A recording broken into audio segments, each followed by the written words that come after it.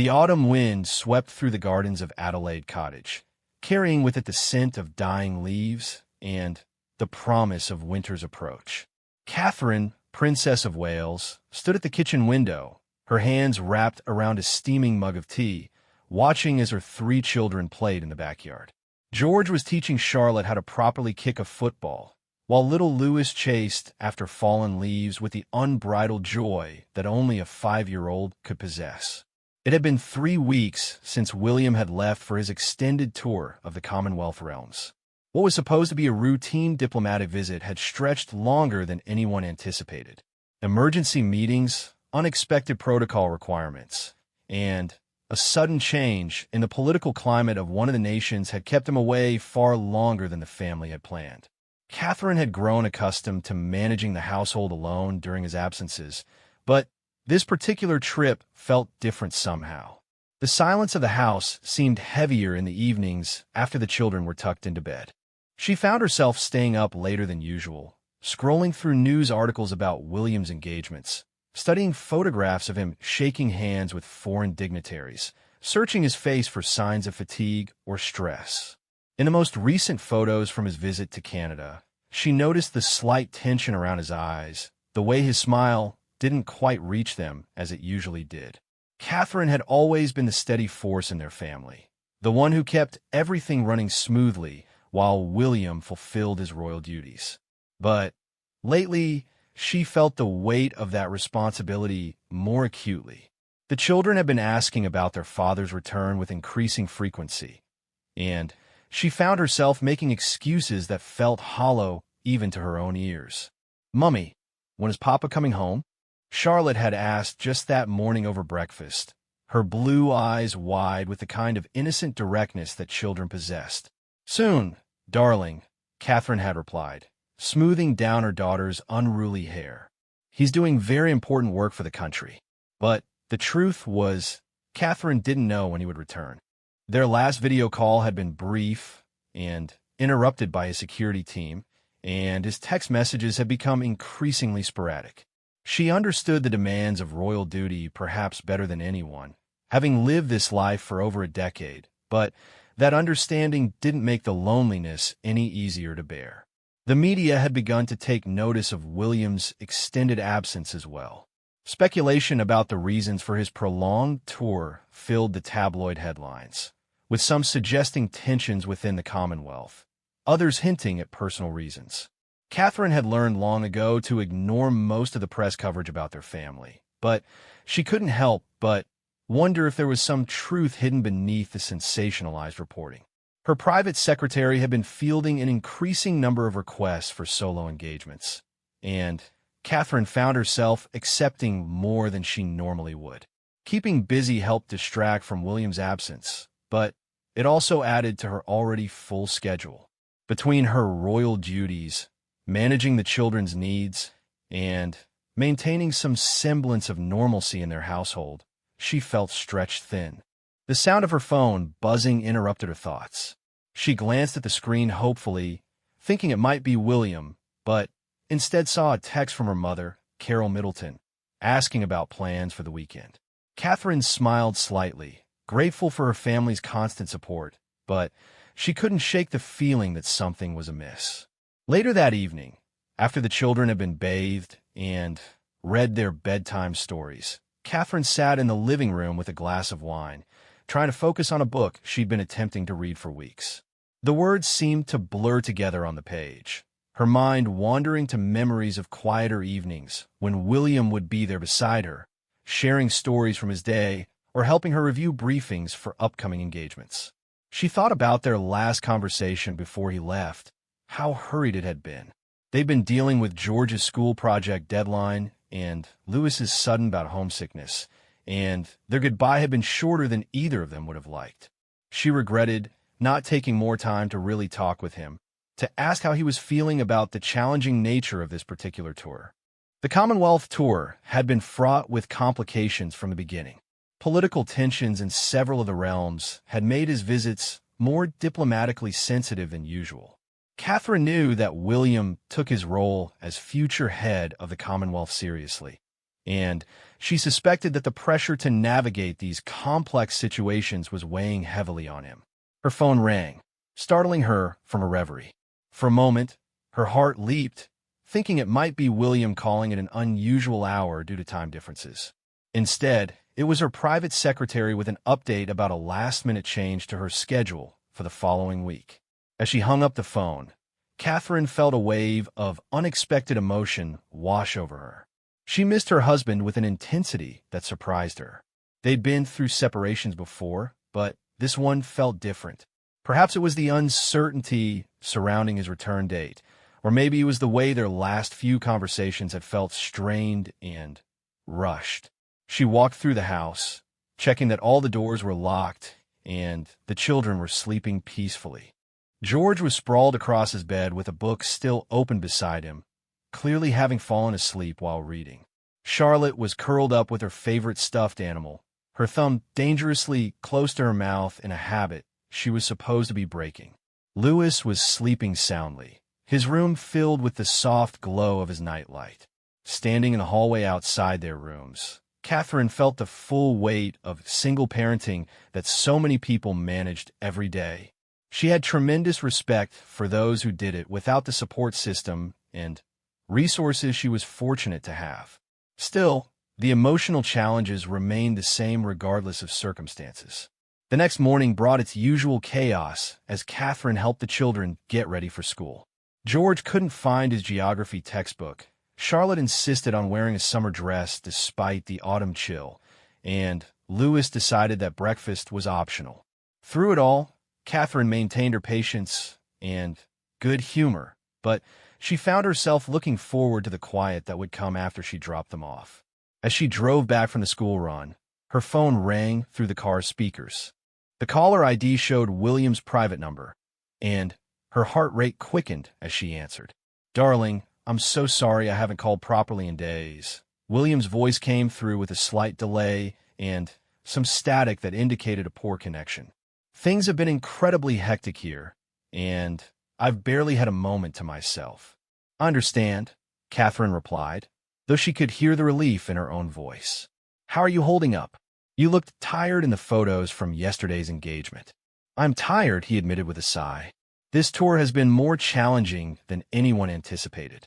The political situations here are more complex than the briefing suggested, and every meeting seems to raise new concerns that need to be addressed."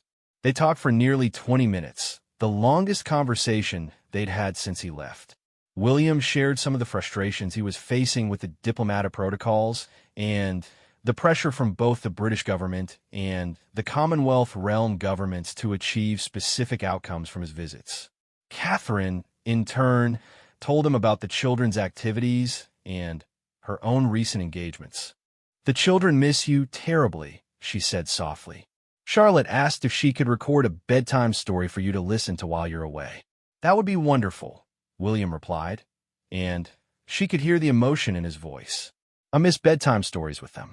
I miss all of it, actually." There was a pause in their conversation, filled with the unspoken longing that distance creates between two people who are used to sharing their daily lives intimately.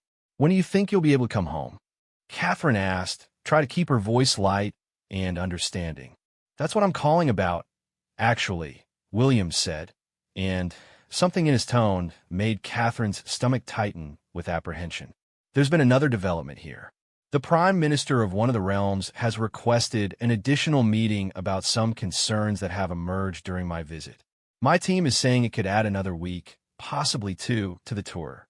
Catherine felt her heart sink, but she forced herself to respond supportively. "Of course, if it's necessary for the success of the tour, then you need to stay as long as required." "Catherine, I can hear in your voice. I know this is difficult for you, managing everything alone while I'm away. It's difficult for me too, being so far from you and the children during what's clearly a challenging time." "We'll manage," she assured him, meaning it even as she felt overwhelmed by the prospect of several more weeks without him. "We always do. The children, and I understand that your work is important."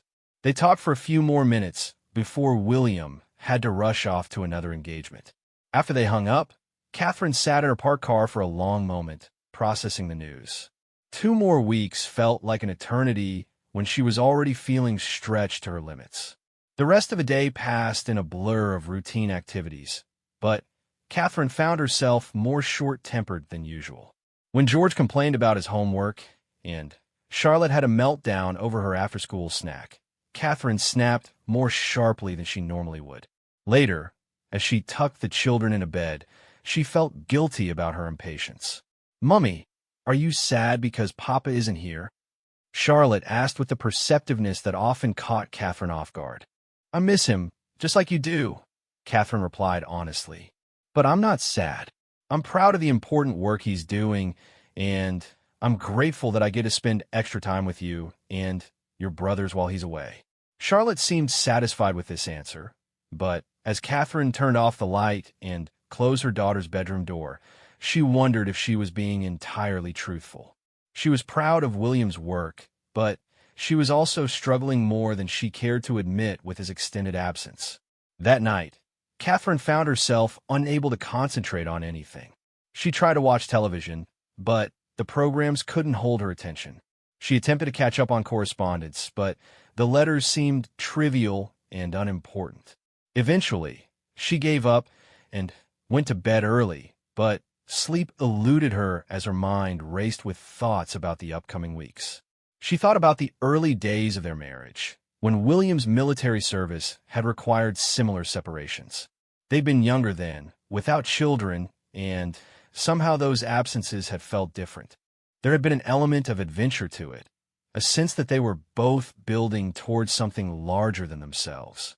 Now, with 3 children and the weight of royal responsibility on both their shoulders, the separations felt heavier, more fraught with the complexity of their lives. Catherine also found herself thinking about her role as a future queen consort and what that would mean for their family dynamic. Would there be more separations like this? Would the demands of William's position as king require even longer periods apart? These were questions she'd pondered before, but they felt more urgent now as she lay awake in their empty bed. The next few days brought a return to routine, but Catherine noticed that she was more tired than usual, despite getting adequate sleep. The emotional energy required to maintain stability for the children while managing her own feelings about William's absence was proving more draining than she'd expected. She found herself grateful for the support of their staff, but also more aware of how much she relied on William's presence for emotional balance. Her mother called midweek to check on how everyone was managing, and Catherine found herself being more honest than usual about the challenges. "It's just different this time," she confided to Carol during their conversation. "I can't put my finger on exactly why, but this separation feels more difficult than others have been." "Perhaps it's because you weren't expecting it to last this long," her mother suggested. "When you prepare yourself mentally for a certain timeline and then it changes, it can throw you off balance more than you'd expect." Carol's insight felt accurate, and Catherine realized that part of her frustration stemmed from the uncertainty surrounding William's return. Not knowing when he would be back made it difficult to plan and mentally prepare for the duration of his absence. The weekend brought a slight respite from the routine as Catherine took the children to visit William's father, King Charles, at Highgrove.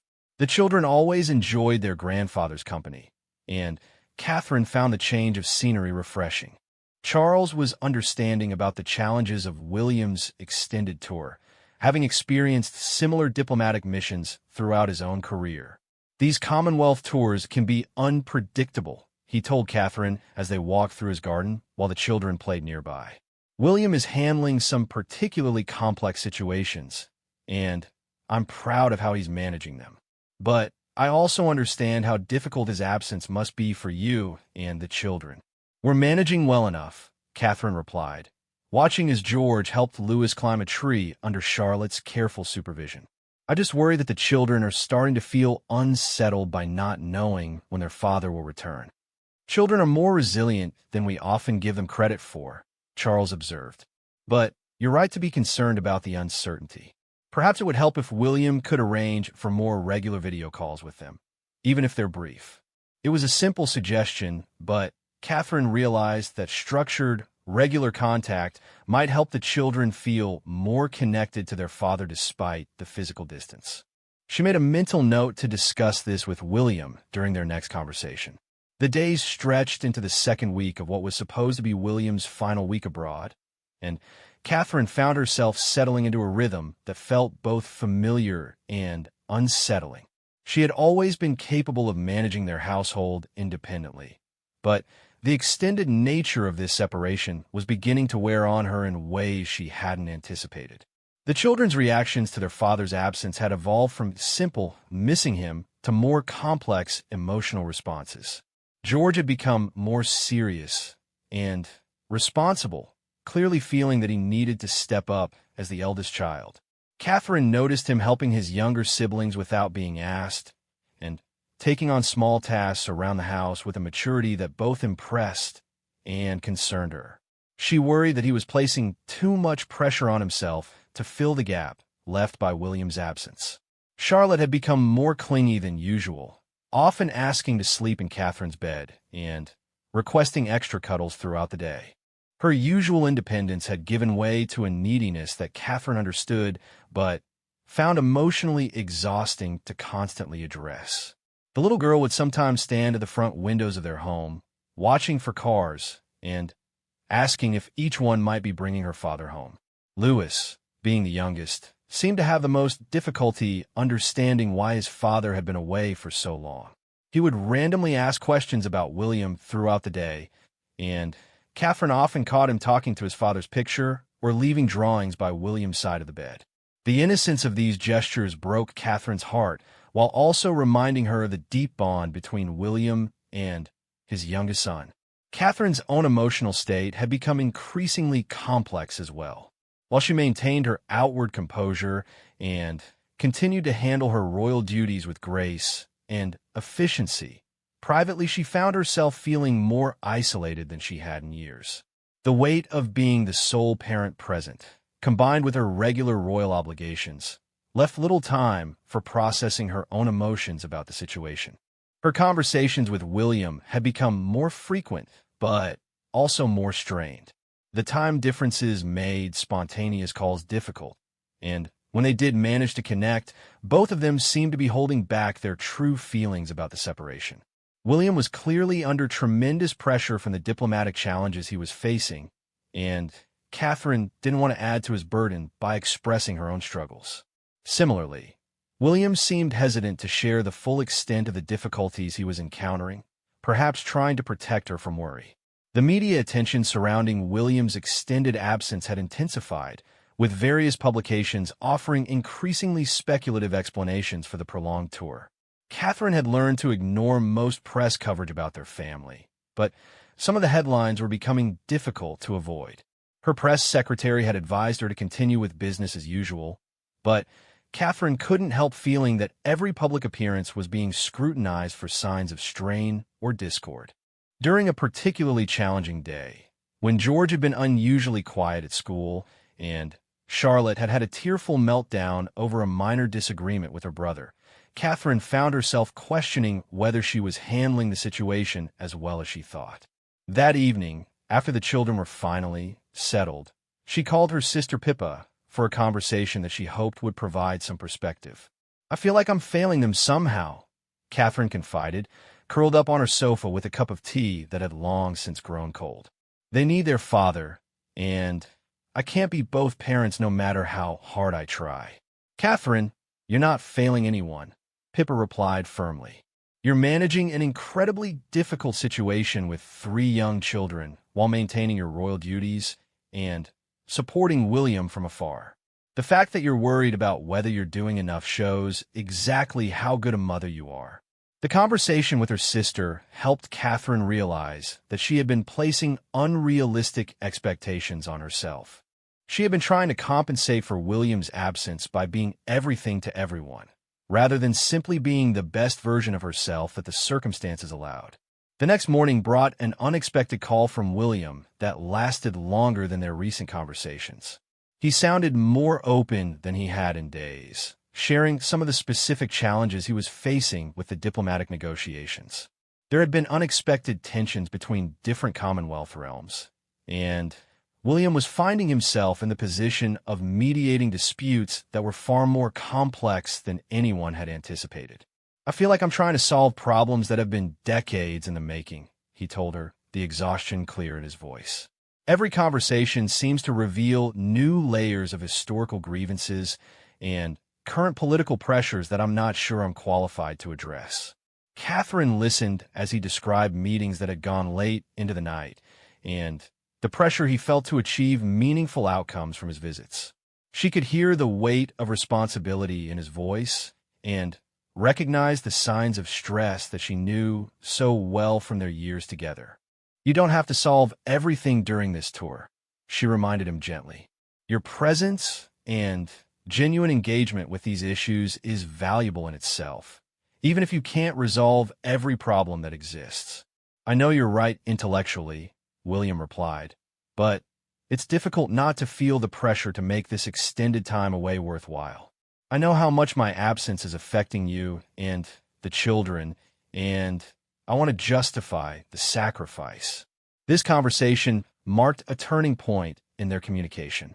Both of them began to be more honest about the challenges they were facing, rather than trying to protect each other from additional worry. Catherine shared her concerns about the children's reactions to his absence, and William talked more openly about the diplomatic pressures he was experiencing. They also began to discuss practical strategies for maintaining family connections despite the distance. William arranged for more regular video calls with each of the children individually, allowing him to engage with their specific interests and concerns. George enjoyed showing his father's school projects through the video calls. Charlotte loved giving virtual tours of her latest drawings and craft projects, and Louis delighted in showing off new toys or sharing stories about his day. These enhanced communication strategies helped, but they couldn't eliminate the fundamental challenge of William's physical absence. Catherine found herself looking forward to their phone calls and video chats with an intensity that surprised her. She realized how much she had come to depend on their daily conversations, even the mundane ones about schedules and household management. The second weekend of the extended tour brought another visit to King Charles, but this time Catherine noticed that the children's grandfather seemed more concerned about the situation. During a private moment, Charles shared that he had been in contact with William's team and understood that the diplomatic situation was more complex than initially anticipated. "William is doing exceptional work under very difficult circumstances," Charles told Catherine. "But I'm also aware that this prolonged absence is placing strain on the family. We need to ensure that the long-term benefits of his diplomatic success don't come at too high a cost to the family's well-being." Catherine appreciated his understanding and support, but she also sensed that there were aspects of the situation that she wasn't fully aware of. The royal family's handling of diplomatic crises often involved layers of complexity that weren't immediately apparent, and she suspected that William was dealing with pressures beyond what he had shared with her. That week, Catherine received an unexpected call from the Queen's former private secretary, now retired, who had worked on Commonwealth relations for decades. He offered insights into the historical context of the current diplomatic challenges and helped Catherine understand why William's role in addressing them was considered so crucial. "The future of the Commonwealth as an institution is genuinely at stake in some of these discussions," he explained. "William's generation of leadership will largely determine whether these relationships continue to thrive or begin to fracture. The pressure on him is immense, but his success could have implications that last for decades." This conversation gave Catherine a broader perspective on the significance of William's extended tour, but it also made her realize that the demands of royal duty were likely to become even more complex as William's role evolved. She found herself thinking about their future as a family and how they would navigate the increasing responsibilities that came with William's position as heir to the throne.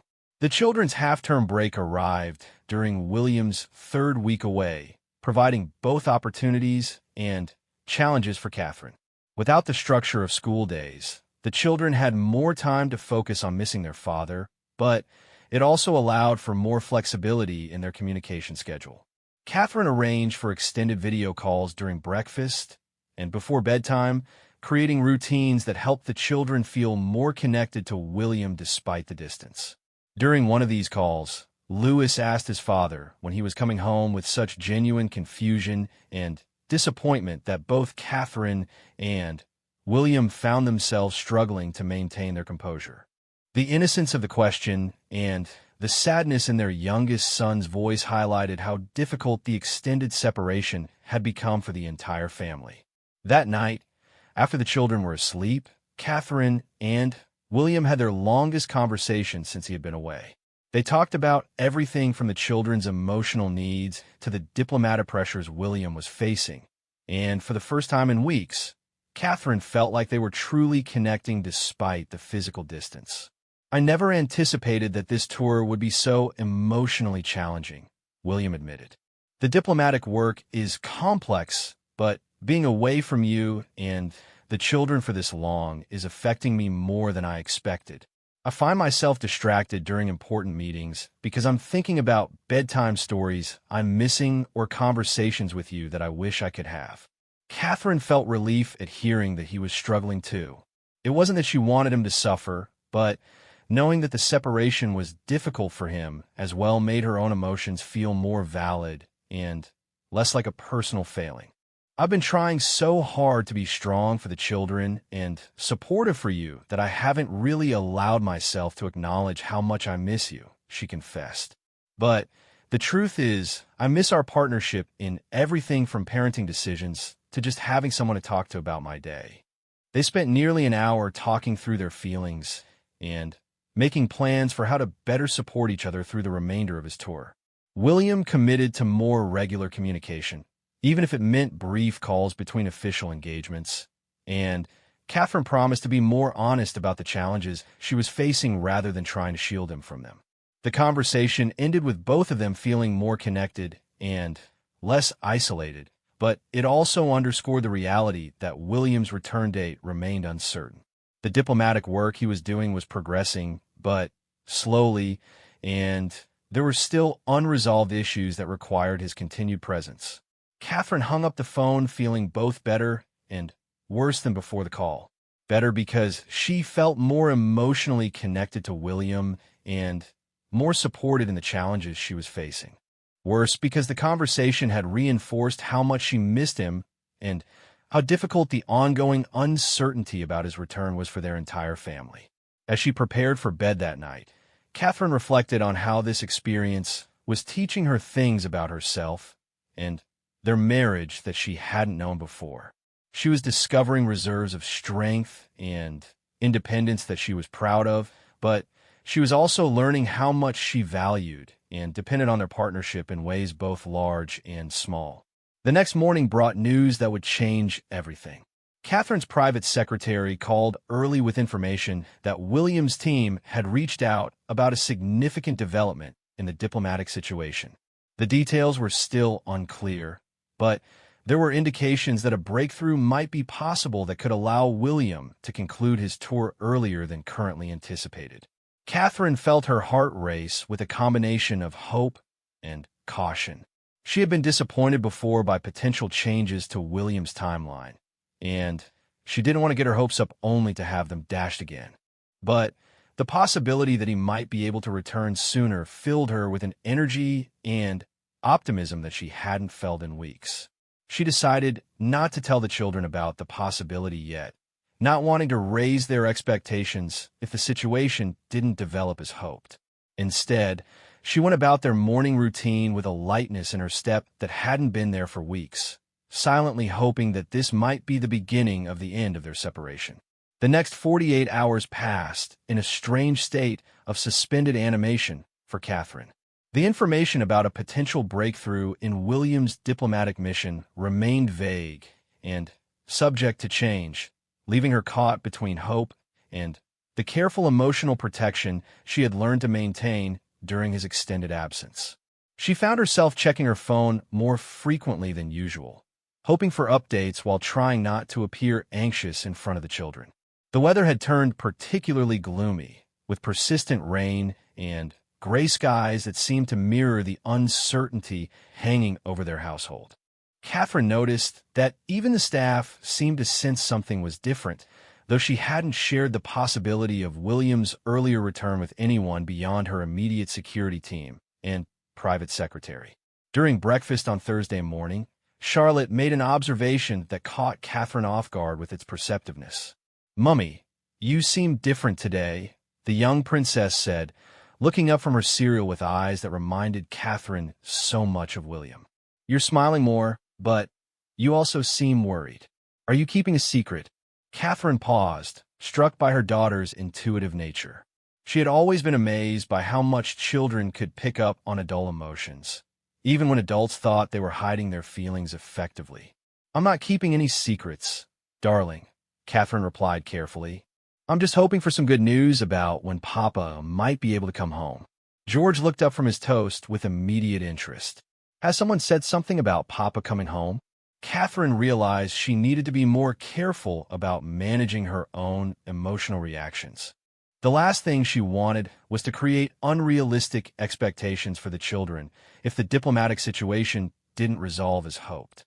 "Nothing definite," she said, choosing her words carefully. "But Papa's work might be progressing more quickly than expected. We'll know more soon."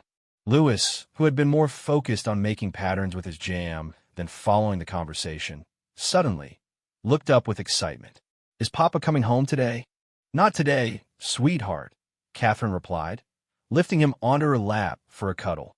"But hopefully soon." The school run that morning felt different to Catherine, though she couldn't quite articulate why. There was an energy in the air, a sense of possibility that had been absent for weeks. As she drove back home after dropping off George and Charlotte, her phone rang with a call from William. The sound of his voice immediately told her that something significant had happened. There was an excitement and energy that had been missing from their recent conversations, though he sounded exhausted. "Catherine, I have news," he said without preamble. "The breakthrough we hoped for happened yesterday evening. The Commonwealth leaders reached an agreement on the major issues that have been keeping me here. I should be able to begin wrapping up the tour within the next few days." Catherine felt her heart leap, but years of managing royal schedules had taught her to be cautious about celebrating too early. "That's wonderful news," she said, trying to keep her voice steady. "What does within the next few days actually mean in practical terms? If everything goes according to plan with the final meetings and protocol requirements, I could be on a plane home by Sunday. I should be back in London Monday evening." Catherine had to pull over to the side of the road as the full impact of his words hit her. After weeks of uncertainty and extended timelines, the possibility of having him home in just 4 days felt almost too good to be true. "William, that's incredible," she said, and she could hear the emotion in her own voice. "Are you certain this time? I don't want to tell the children and then have to disappoint them again if something changes." "I understand your caution," William replied, and she could hear him moving around, probably packing while they talked. "But yes, I'm as certain as I can be given the nature of diplomatic work. The major agreements are signed, and the remaining items are ceremonial rather than substantive." They talked for another 20 minutes about the practical arrangements for his return and how to handle the news with the children. William wanted to tell them himself during their evening video call, feeling that he owed them a personal explanation of the timeline after the uncertainty they had all endured. After they hung up, Catherine sat in her parked car for several minutes, processing the news. The relief she felt was overwhelming, but it was also mixed with a strange anxiety about the transition back to their normal family routine. After weeks of managing everything independently, the prospect of sharing responsibilities again felt both wonderful and slightly daunting. She thought about all the small and large adaptations she had made during William's absence. The children had developed new routines. She had found her own rhythm for managing the household, and they had all learned to function as a family unit without him. The return to their complete family dynamic would require another period of adjustment, though certainly a more welcome one. That evening's video call with the children was emotional for everyone involved. William's face appeared on the screen with a smile that was broader and more genuine than any Catherine had seen from him in weeks. "I have some very good news to share with you all," he began, and Catherine watched as all three children immediately gave him their full attention. The important work I've been doing here is almost finished, and I should be able to come home very soon, William continued. If everything continues to go well, I'll be home on Monday evening. The children's reactions were immediate and intense. George pumped his fist in the air with a yes. That was pure boyish excitement. Charlotte clapped her hands and started bouncing up and down, asking rapid-fire questions about whether he was really certain and what time he would arrive. Louis, who had been sitting quietly during the call, suddenly burst into tears of joy and relief. "Papa, I missed you so much," Louis said through his tears. "I drew you so many pictures, and I saved them all to show you when you come home." Catherine felt her own eyes fill with tears as she watched William struggle to maintain his composure while responding to his youngest son's emotional reaction. "I missed you too, Louis. All of you," William said, his voice thick with emotion. "I can't wait to see all the pictures you've drawn and hear about everything you've been doing while I've been away." The rest of the call was filled with excited chatter about plans for William's return, questions about what he would want to do first when he got home, and requests for him to bring presents from his travels. Catherine had rarely seen the children so animated and joyful, and she realized how much the uncertainty about his return had been affecting them, even more than she had recognized. After the call ended and the children were settled for the night, Catherine found herself almost unable to sit still. The energy and excitement in the house were palpable, but she also felt a need to prepare practically for William's return. She found herself making mental lists of things to organize, meals to plan, and schedules to coordinate. The next morning, Friday, brought a flurry of activity as news of William's imminent return began to spread among the staff and security teams. Catherine's private secretary was busy coordinating with William's team about his arrival logistics and the resumption of his regular schedule of engagements. The children were practically vibrating with excitement throughout the day. George asked repeatedly about the exact time William's plane would land, wanting to calculate precisely when his father would walk through their front door. Charlotte spent the afternoon cleaning and organizing her room, insisting that everything needed to be perfect for Papa's return. Louis carried around a folder of his drawings, occasionally adding new ones and practicing what he would say when he presented them to his father. Catherine found their excitement both heartwarming and slightly overwhelming. She wanted to share their joy while also managing their expectations about the realities of William's return. He would undoubtedly be exhausted from the long flight and the intense weeks of diplomatic work, and she suspected he would need some time to readjust to being home. Saturday brought confirmation that William's departure was on schedule, along with specific details about his flight arrival time on Monday evening. Catherine felt a sense of relief that was almost physical in its intensity.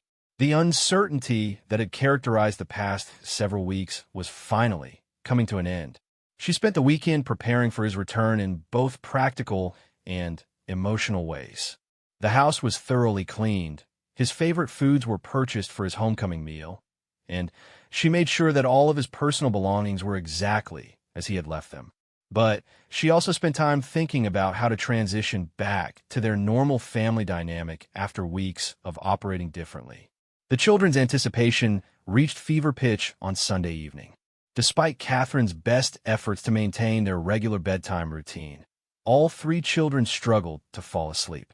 She found herself going back and forth between their rooms multiple times, providing reassurance and gentle reminders that Papa would still be coming home even if they fell asleep. "Mummy, what if I sleep too late and miss Papa coming home?" Charlotte asked during one of these visits. "Papa won't be home until after school tomorrow," Catherine reminded her. "You'll have plenty of time to see him and show him everything you've been working on." Eventually, exhaustion won out over excitement, and all three children finally fell asleep. Catherine, however, found herself wide awake despite her own exhaustion. The anticipation of William's return was keeping her mind active in a way that made sleep impossible. She wandered through their home, thinking about all the evenings she had spent alone over the past weeks. Tomorrow evening, William would be back in his chair at the dinner table, helping with bedtime routines and sharing their bed for the first time in what felt like forever. The prospect filled her with joy, but also with a strange nervousness that surprised her.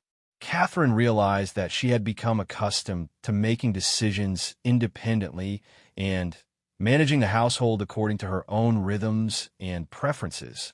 The return to shared decision-making and coordinated schedules would require some adjustment, even though it was what she desperately wanted.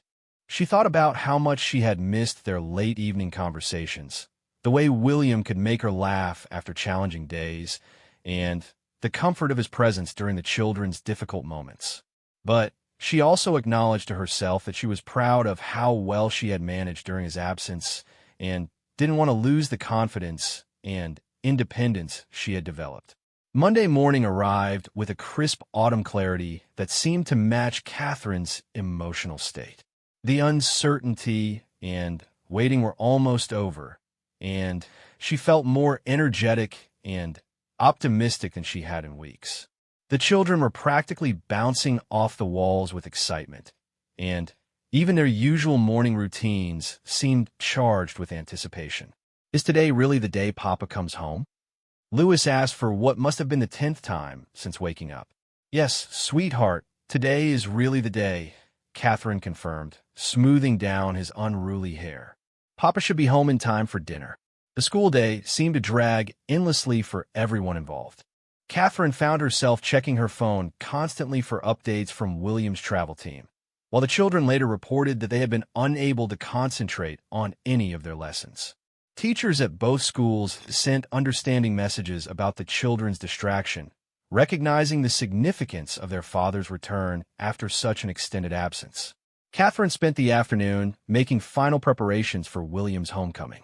She prepared his favorite meal, ensured that his study was organized exactly as he liked it, and laid out comfortable clothes for him to change into after his long journey. But mostly, she found herself simply waiting with an anticipation that felt almost like Christmas morning. As the afternoon wore on, Catherine received regular updates about William's flight progress. He had departed on schedule, the flight was proceeding smoothly, and his arrival at London was confirmed for early evening. Each update brought a new wave of excitement and relief. The final hours of waiting felt like the longest part of the entire separation. Catherine picked up the children from school to find them practically vibrating with excitement. The drive home was filled with animated chatter about what they would show Papa first, what they would tell him about their weeks apart, and what they wanted to do together as a family. As they pulled into their driveway, Catherine felt a sense of completion that had been missing for weeks. Soon, their family would be whole again, and the long period of separation would finally be over. The next phase of their journey together was about to begin. The final hours before William's arrival felt suspended in time, each minute stretching longer than the last. Catherine found herself moving restlessly through their home, checking and rechecking preparations that were already perfect, unable to settle into any activity for more than a few moments. The children had abandoned any pretense of normal behavior. With George stationed at the front window as an official lookout, Charlotte organizing and reorganizing her collection of drawings and school projects, and Louis carrying his folder of artwork from room to room like a precious treasure. At 6:30 in the evening, Catherine's phone rang with the call she had been waiting for. William's protection officer confirmed that they had landed safely at RAF Nordholt and were beginning the drive home. Barring any unexpected delays, William should arrive at Adelaide Cottage within the next 90 minutes. 90 minutes, George announced to his siblings after Catherine shared the news. Papa will be home in 90 minutes. The energy in the house immediately shifted to an even higher level of anticipation. Catherine felt her own heart rate quicken as the abstract concept of William's return suddenly became concrete and immediate. In less than 2 hours, their weeks of separation would finally be over. She used the remaining time to put the finishing touches on dinner and to help the children channel their excitement into productive activities. Charlotte decided to create a welcome home banner, while Louis insisted on arranging his artwork in the exact order he wanted to present it. George, ever practical, helped Catherine set the table and prepare William's favorite welcome home drink. As the sun began to set, casting long shadows across their garden, Catherine found herself thinking about the moment when William would first walk through their front door. She had imagined this moment countless times during his absence, but now that it was imminent, she felt a complex mix of emotions that surprised her with their intensity. The overwhelming feeling was joy and relief, but there was also a strange nervousness that she couldn't quite explain. After weeks of functioning independently, the prospect of reuniting their family dynamic felt both natural and somehow unfamiliar. She realized that they would all need to readjust to being together again, even though it was what they all desperately wanted. At 7:45, George's voice rang out from his position at the front window. "I see headlights. There's a car coming up the drive." Catherine felt her stomach flip with excitement and nervousness. Charlotte immediately ran to join her brother at the window, while Louis clutched his folder of drawings and looked to Catherine for guidance about what to do next. "Let's all go to the front door together," Catherine suggested, her voice slightly breathless with anticipation. "We'll wait there for Papa to come in." The children positioned themselves in the hallway, barely containing their excitement.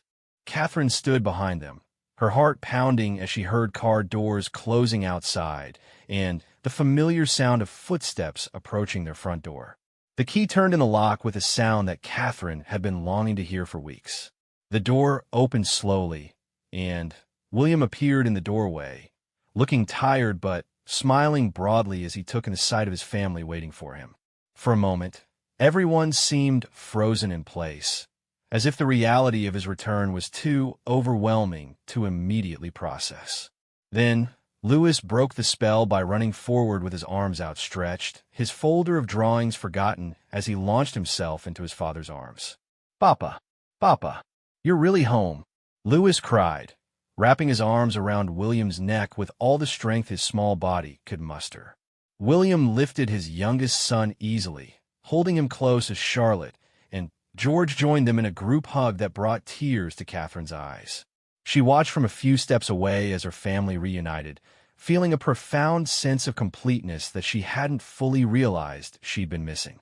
"I miss you all so much," William said, his voice thick with emotion as he held all three children at once. "I thought about this moment every single day I was away." Catherine stepped forward then, and William's eyes met hers over the children's heads. In that look, she saw everything she had been feeling reflected back at her: the relief, the joy, the love, and the slight overwhelm of transition. Without words, they communicated the depth of what his absence had meant and what his return represented for their family. When the children finally loosened their grip enough to allow it, William set Louis down and moved toward Catherine. Their embrace was tender and full of the emotion they had both been holding back during their weeks apart. "Welcome home," Catherine whispered against his ear, and she felt him tighten his arms around her in response. "It's so good to be home," he replied, and she could hear the exhaustion and relief in his voice. "I never want to be away from you all for that long again."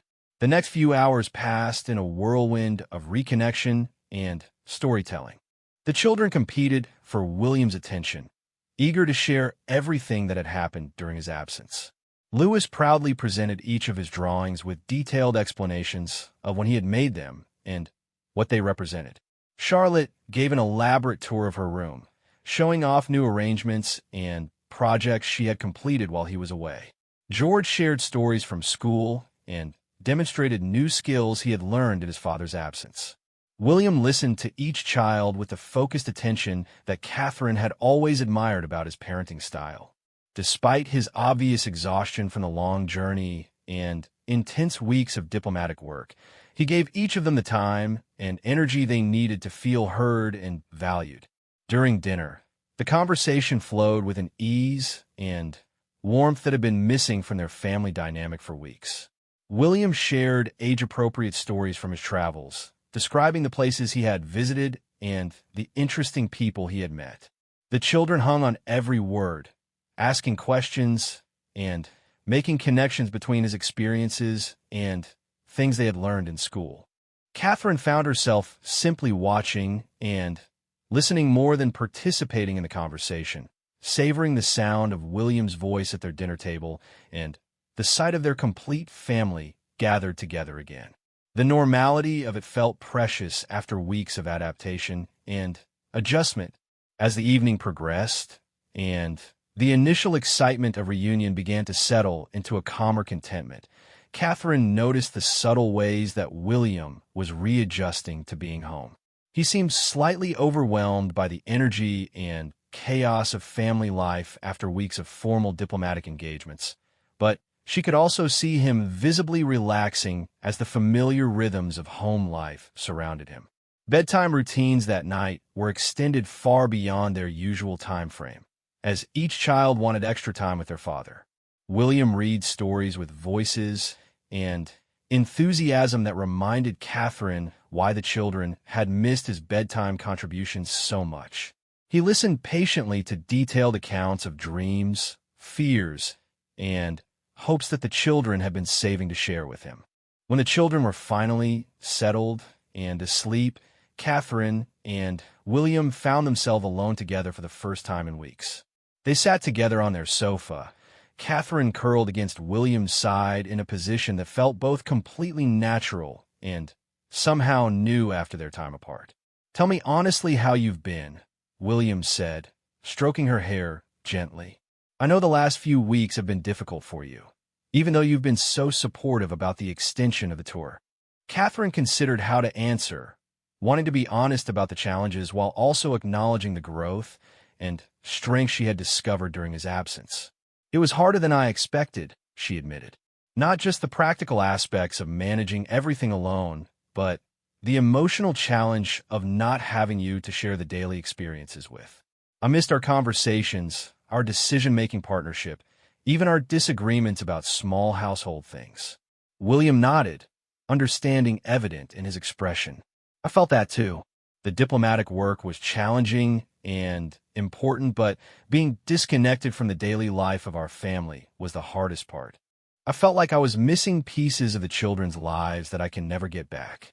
They talked late into the night about their respective experiences during the separation.